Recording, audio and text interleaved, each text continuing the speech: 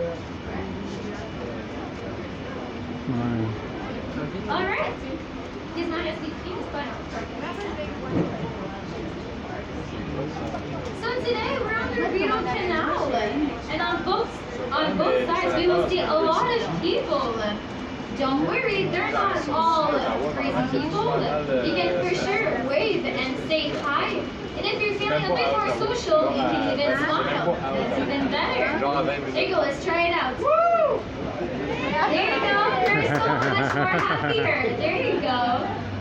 Donc on va voir beaucoup de gens aujourd'hui sur les deux côtés. Vous pouvez leur dire allô, les saluer.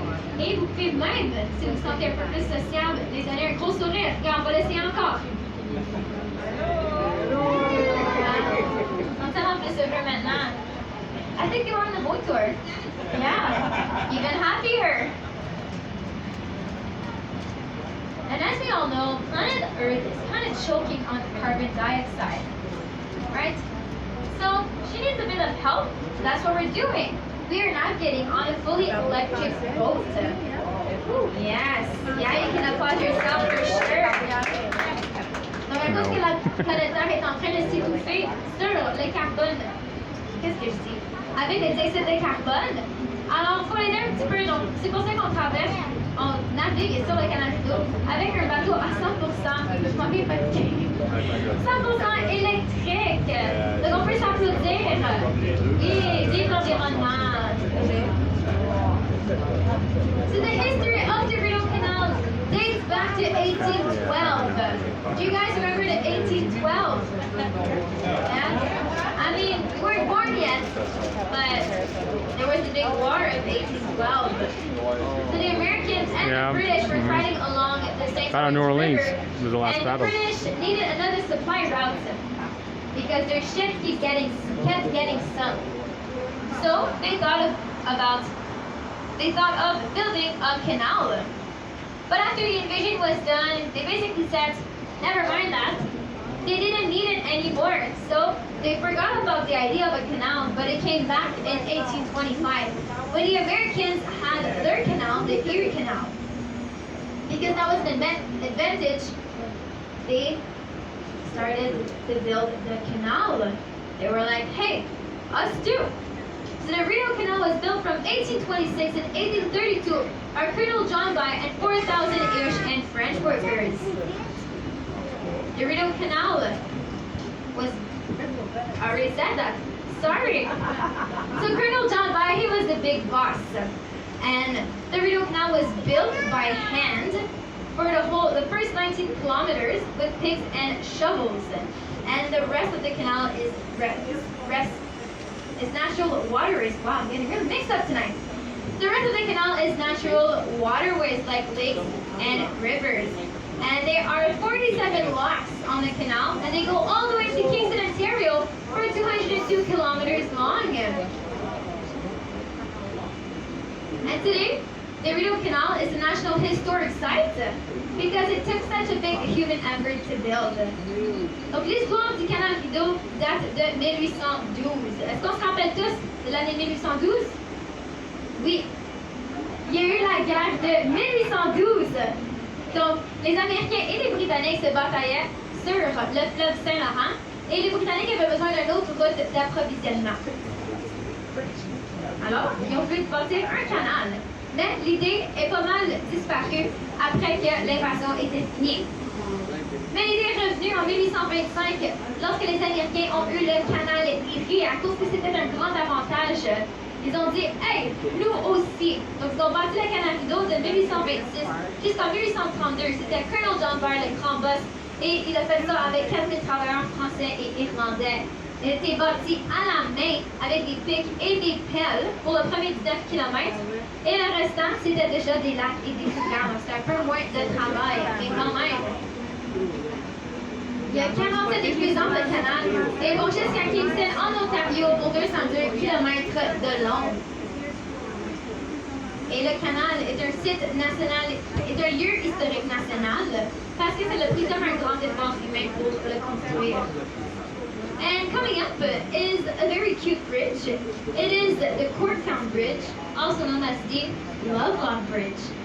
It is mostly, yes, you heard me, Lovelock. It is very similar to a tradition in Paris, France. So it's mostly used by the students of the University of Ottawa that is not too far from here. So the lovebirds go on this bridge. They take the lock and then they attach it on the bridge. And then they take the key and they throw it in the water. This symbolizes eternal love. It's also vandalism, but no one cares about that. And what's funny is that some of the locks don't even have a key. They're combination locks. What does that mean? That is true. C'est bon pour l'environnement.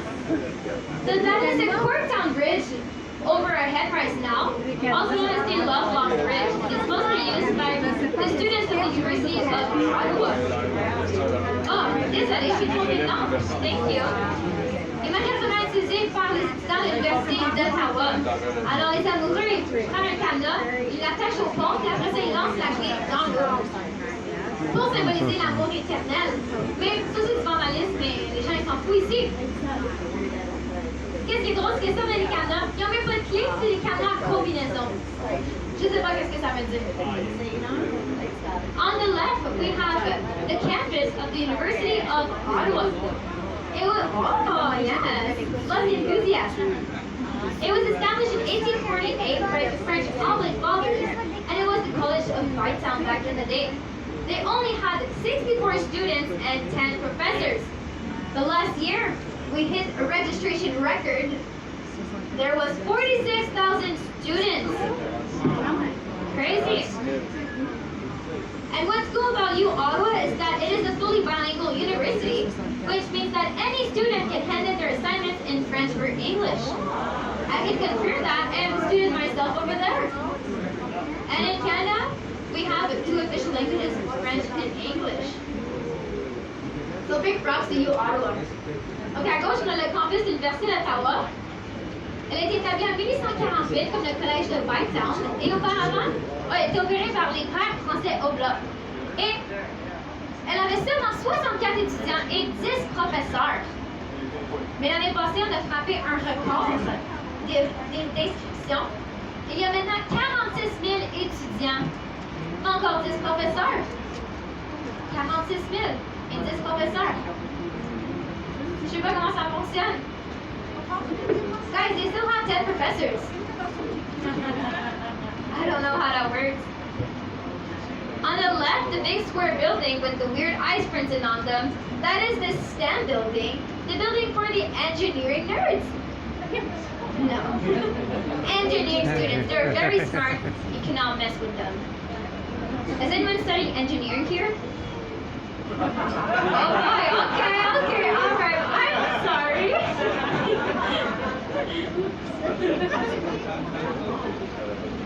À gauche, l'édifice à bord de carré, c'est l'édifice STEM, c'est pour les étudiants qui étudient en génie.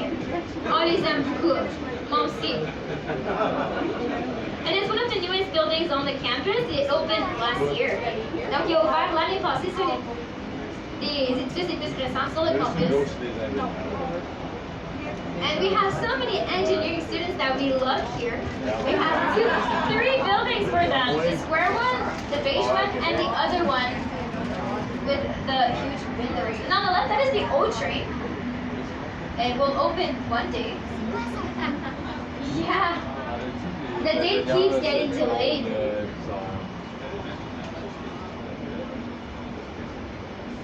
On the right, you can see a light green building behind the trees. That is the German embassy. It was built in 1957, and it was the first embassy to be built in Canada after World War II. And the Germans were a bit scared of us Canadians. I don't know why. I thought we were pretty nice people, but they were right. They were scared that we were going to spy on them. Well, they were right to be nervous because we did spy, but they were too nice to invade the embassy, so we just put cameras from the trees outside. I don't know what we discovered, but anyways, 1900 guys. Donc à droite, on peut voir au travers des arbres un édifice du riz. C'est l'ambassade de l'Allemagne. Elle a été bâtie en 1957 et c'était la première ambassade qui s'est fait construire au Canada après la Seconde Guerre mondiale. Et les Allemands avaient un peu peur de tous les Canadiens. Je ne sais pas trop pourquoi, je pensais qu'on était gentils comme personne. Mais ils ne voulaient pas qu'on les espionne. Mais on les a espionnés. Oups! Mais on est un peu trop gentils pour envahir l'ambassade, donc on a juste mis des caméras de l'extérieur dans les arbres. Je sais pas qu'est-ce que ça a donné exactement, mais en tout cas, 1915. On the left, that is the section the most damage of the canal. So we were patching up the walls because they are kind of falling apart and we don't want that to happen. So we're fixing them up right now. And they even made a little barrage to stop the water from interrupting their work. And they even have water pumps. I don't know what is a water pump. Donc à gauche, ça c'est la section. Yeah, I'm not the engineer here. She can tell us. Donc à gauche, c'est la section la plus endommagée du canal. Donc les murs sont comme en train de tomber en ruine en ce moment. Donc on ne peut pas s'en arriver. Donc on est en train de les réparer. Ils ont même fait un barrage pour empêcher l'eau d'interrompre leur travail. Il y a même des pompes à eau. On the right, the yellow-orange-ish building. Yeah, the sun is pretty strong. It is the Armenian embassy. It was owned by a rich businessman up until 1908, and that year he sold it to his country, Armenia. And the beautiful sculpture just in front, it is made from one whole piece of stone, the orange tufa stone, and we call it the Armenia Immortal. Donc l'édifice jaune pâle à droite, c'est l'ambassade arménienne. Elle est appartenue par un homme d'affaires très riche de l'Arménie. Et c'est en 1908 qu'il a vendu à son pays, l'Arménie. Et on peut voir la belle sculpture juste en face. Elle s'appelle l'Arménie immortelle. Elle est faite d'une seule pièce de pierre, la pierre tufa orange.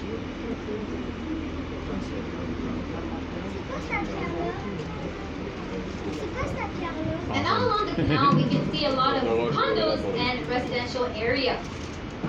And they are very pricey. Imagine you're living along the Rideau Canal in downtown Ottawa, the capital city of Canada. And it's not cheap. Donc tout au long du canal, on va voir beaucoup de condos et de quartiers résidentiels. Et c'est vraiment cher pour vivre ici. Imaginez, vous vivez sur le long du canal Rideau, au centre-ville d'Ottawa, la capitale du Canada. C'est pas cheap, non, non, non. And ahead of us, there is a special bridge. It doesn't seem that special from here, but it is, trust me. It is the Highway 417 bridge. It's part of the Trans-Canada Highway, which is the fourth longest highway in the world. It goes all the way across Canada, from British Columbia all the way to St. John's, Newfoundland. Wow. So the third longest in the world is in Russia. Second place goes to Australia, and the first place. Are you from Australia? Yep. Oh, there you go. She can confirm that with smart people on board today. And the first place goes to our neighbors, United States. They have the longest highway in the world, the Pan American Highway. Pan American, sorry, I kind of glitched. Le pont qui s'en vient en avant de nous, c'est un pont super spécial, ça paraît pas vraiment, mais il faut faire confiance, c'est le pont de l'autoroute 417, la quatrième plus longue autoroute du monde. Elle fait partie de l'autoroute Trans-Canada et elle passe au travers du Canada, donc de la Colombie-Britannique jusqu'à St. John's, Cap-Neuf et Labrador. Donc c'est la quatrième plus longue autoroute au monde. La troisième plus longue se trouve en Russie. Deuxième place, Australie. Et première place, la Pan American Highway, autoroute Pan-American. For fishing. Aux États-Unis.